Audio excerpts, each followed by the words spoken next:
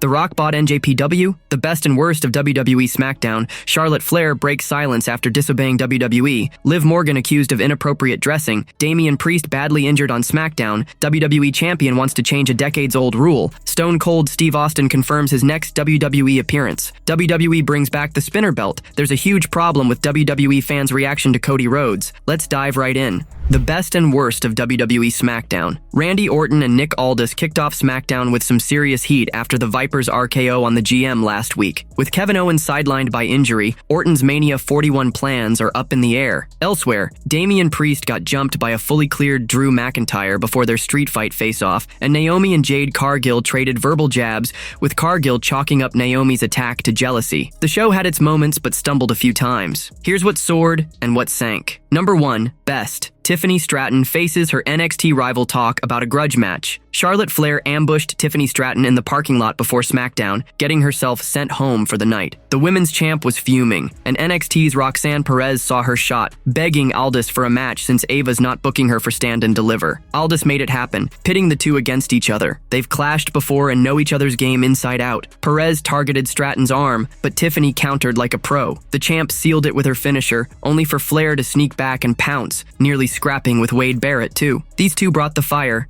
and the crowd loved it. Number 2. Worst. Women's Tag Gauntlet falls flat. The tag team gauntlet to pick challengers for the women's tag team titles at WrestleMania was a letdown. Liv Morgan and Raquel Rodriguez were up against Bayley and Lyra Valkyria, but once the teams were revealed, it felt predictable. Valkyria's a champ, Bayley's a Grand Slam legend. The first 2 eliminations were lazy roll-ups, and most teams got zero build-up. Natalya and Maxine Dupree aren't even a regular duo, and Zoe Stark with Shayna Baszler, haven't seen them in months. The final stretch with Bayley, Valkyria, and Secret Hervis was decent, but the rest? Snooze City. Number 3. Best and worst. Main event tag match plays it safe. Orton wasn't letting Aldis off easy, demanding a new Mania match after Owens' injury scrapped their plans. He even blamed Aldis for eating that RKO last week. Talk about nerve. Solo Sikoa and Tama Tonga crashed the party, but LA Knight backed Orton up, sparking a tag team main event. Orton and Knight versus Sikoa and Tonga. It was standard stuff. Orton and Sikoa brawled into the crowd,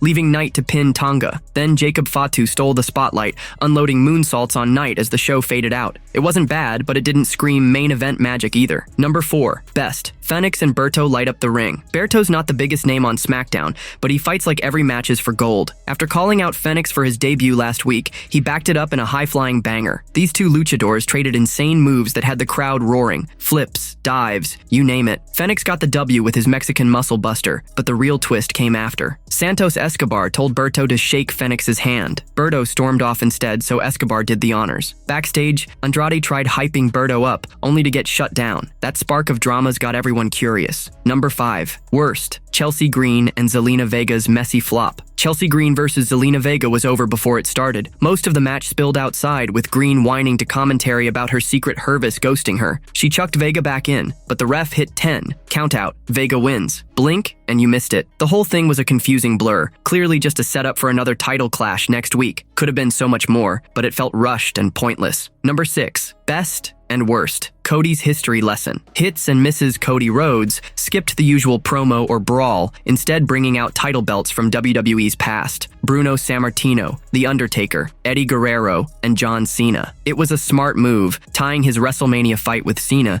to the legacy of the undisputed WWE Championship, especially since Cena's vowing to walk out champ. Problem? It came right after the sloppy Green Vega match, making 2 quiet segments in a row. If it had followed Fenix and Berto's barn burner, it would have popped harder. Still, Cody's nod to history got the point across, just needed better timing. Charlotte Flair breaks silence after disobeying WWE. Charlotte Flair's not playing by anyone's rules, and she made that crystal clear on the latest SmackDown. After her unscripted promo war with Tiffany Stratton last week set the internet on fire, the Queen doubled down with chaos that's got everyone talking. Before the show even started, Flair ambushed Stratton in the parking lot, blindsiding the women's champion as she rolled up to the arena. WWE stayed mum, but social media blew up with clips of the attack. SmackDown commentator Joe Tessitore dropped the news that Flair was sent home and banned from the show as punishment. So, when she stormed back out later, pure shock. Flair crashed Stratton's victory party after the champ beat Roxanne Perez, jumping her in the ring, straight up ignoring WWE's orders to stay gone. It was a bold move, and things got wilder when Flair lost it on a referee who tried to hold her back. Video posted by WWE shows her screaming, "Get off me, get off me, get off me," as she shrugged off security and producers. The ref grabbed her midsection to pull her away, and she zeroed in on him,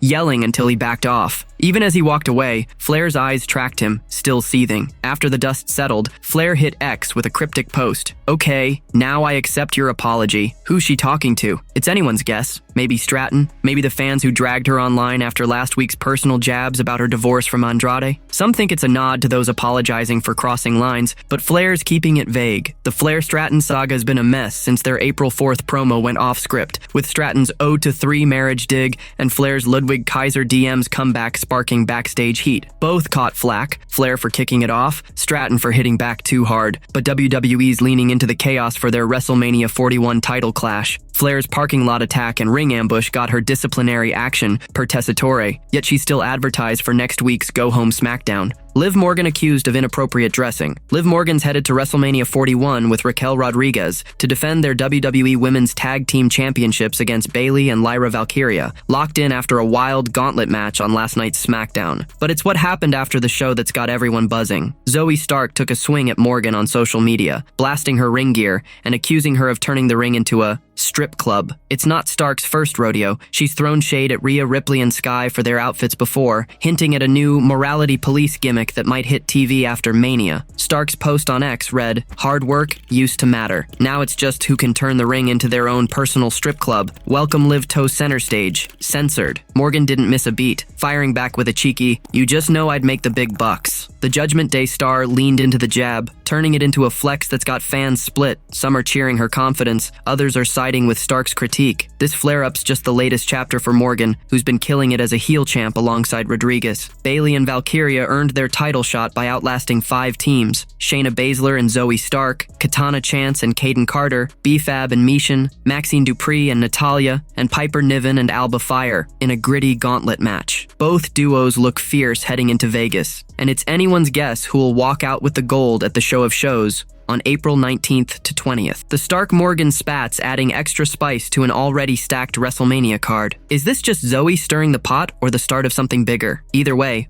Morgan's not backing down, and the WWE Universe is eating it up. Damian Priest badly injured on SmackDown. Damian Priest had a night to forget on the April 11th, 2025 SmackDown, walking away banged up after a savage attack from his WrestleMania 41 rival, Drew McIntyre. The bad blood boiled over into a chaotic brawl that saw McIntyre go full savage, gouging Priest's eyes and planting him with a future shock DDT right on the steel steps. As if that wasn't enough, McIntyre ripped off Priest's cross necklace and strutted away with it, sending a clear message. This all went down after McIntyre crowed about being 100% cleared from an eye injury Priest gave him weeks ago when he smashed the Scottish Warrior through a car windshield. Backstage, McIntyre kept twisting the knife, waving the necklace and posting on social media. 100% cleared is 100% F. This is mine now. The stage is set for a Sin City street fight at WrestleMania 41 in Las Vegas, and if their last 2 SmackDown clashes, first Priest's windshield stunt on March 28th, now McIntyre's Steps Massacre, are any clue, this could be one of the most brutal Mania matches in years. Their feud's been simmering since WrestleMania 40, when Priest cashed in Money in the Bank to steal McIntyre's World Heavyweight title, and it's only gotten nastier with Priest eliminating McIntyre from the 2025 Royal Rumble and Elimination Chamber. Priest's condition is murky. WWE hasn't dropped specifics on his injuries beyond the obvious from that DDT, and no official word says he's missing Mania. Posts on X are hyping the violence, with some fans betting on Priest to get even, others saying McIntyre's got this in the bag. Will the Punisher rise up for revenge at Allegiant Stadium on April 19th to 20th, or is McIntyre about to bury him for good? Vegas is going to be a war zone.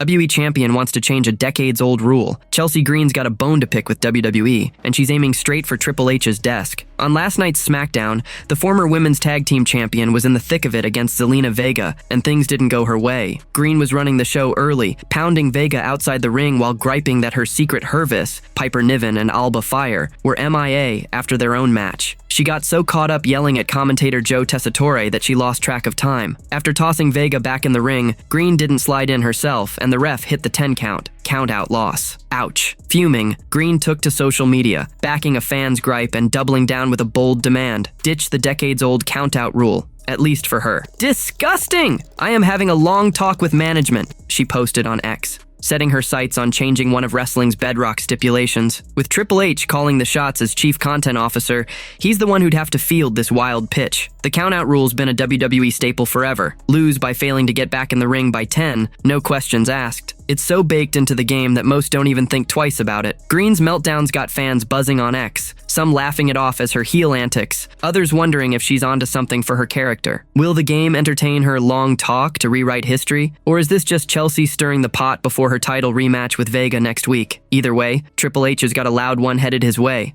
Stone Cold Steve Austin confirms his next WWE appearance. The Texas Rattlesnake is slithering back to WWE, and fans are losing it. Stone Cold Steve Austin's been off TV for a minute, leaving the WWE universe itching for his next move. Plans for him to pop up at WrestleMania 40, and Raw's Netflix debut earlier this year fizzled out. Some say due to scheduling, others point to his recent knee replacement surgery. But Austin just shut down the doubters, confirming he'll be at the 2025 WWE Hall of Fame ceremony on April 18th in Las Vegas. The news dropped straight from the man himself on Instagram, where he hyped up the event at the Fontainebleau. See you next Friday, April 18th at the WWE Hall of Fame at the Fontainebleau in Las Vegas, Austin posted. This year's Hall of Fame class is stacked, with Triple H and Michelle McCool among the headliners. Adding to the buzz, Austin's legendary WrestleMania 13 Classic against Bret Hart is making history as the first match ever inducted into the Hall, with CM Punk set to present it. Austin's appearance is a big deal. Fans on X are already calling it a WrestleMania 41 weekend highlight,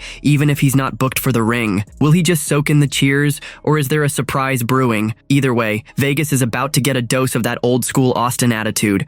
WWE brings back the spinner belt. The WWE Universe got a nostalgia jolt on the last night episode of SmackDown when Cody Rhodes rolled out a display of classic championship belts before his big promo. Bruno Sammartino's, The Undertaker's, Eddie Guerrero's, and stealing the spotlight, John Cena's iconic spinner belt. That blinged-out title, a Cena staple from 2005 to 2013, spun its way into fans' hearts back in the day, and its surprise return had everyone buzzing. Rhodes was there to hype his WrestleMania 41 showdown with Cena for the undisputed WWE Championship, but the crowd couldn't peel their eyes off that shiny spinner. Cena's been vocal about wanting to bring the belt back, even joking about strapping it on one last time if he beats Rhodes in Vegas on April 19th to 20th to claim his record-breaking 17th world title before riding off into retirement. WWE's timing feels like no accident. Flashing the spinner now, with Cena gunning for Cody's gold. Scream setup. X posts are wild with fans split. Some want the spinner back full-time, others say it's just a one-off nod to Cena's farewell tour. The segment leaned hard into title legacy, but that belt's glint tied it straight to the champ. WWE's been streamlining their belts lately for cleaner branding and merch sales. Think the modern Universal and WWE Championships. But the spinner was a merchandising beast in its prime, moving tons of replicas. Could it replace the current design if Cena wins? The next week's Go Home SmackDown on April 18th, where both Cena and Rhodes are set to appear, might drop more clues. For now, the spinner's back on TV for the first time in years, and it's got the WWE Universe wondering if it's here to stay, or just a flashy tease for Mania's main event.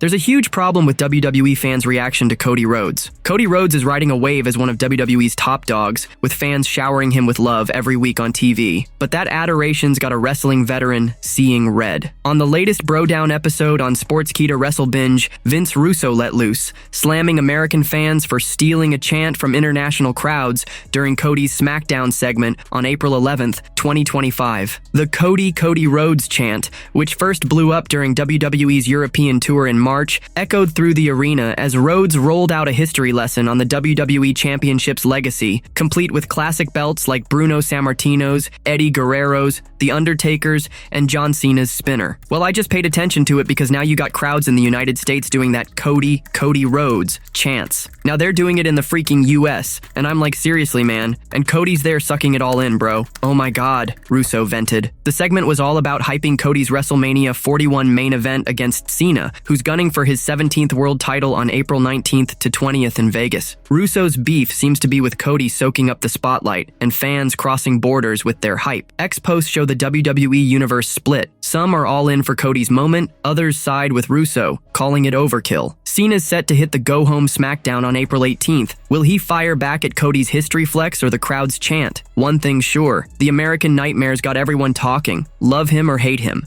The Rock bought NJPW? Every hero's got their thing. Superman's S, Batman's bat emblem, Jordan's 23. For Dwayne "The Rock" Johnson, it's a bold choice that's got everyone talking. The guy's a social media king, always dropping life tips, gym wisdom, or sneaky WWE plot twists. Sometimes, though, he just messes around. Last Friday night, April 11th, 2025, he posted a quick video hyping himself up to crack a Rubik's Cube, that tricky toy that drives most people nuts. To get in the zone, he threw on a wrestling shirt, but not some old WWE gear or a nod to his rival Stone Cold. Nope, it was a New Japan Pro Wrestling shirt, and it's got the internet losing it. Presumably, this was just part one of the video, as The Rock barely gets into the challenge. But if The Rock has taught the world anything, it's that he's up for a challenge, whether it's a wrestling match, a movie script, or possibly even running for the presidency. The clip cuts off before he really digs into the cube, leaving us hanging. But if you know The Rock, he thrives on tough stuff, slamming opponents, nailing movie lines, or maybe even chasing bigger dreams. X is lit up with fans yelling about an NJPW takeover that's not happening, yet that shirt's got folks dreaming big. Is he just having fun or hinting at something wild? Only The Rock knows.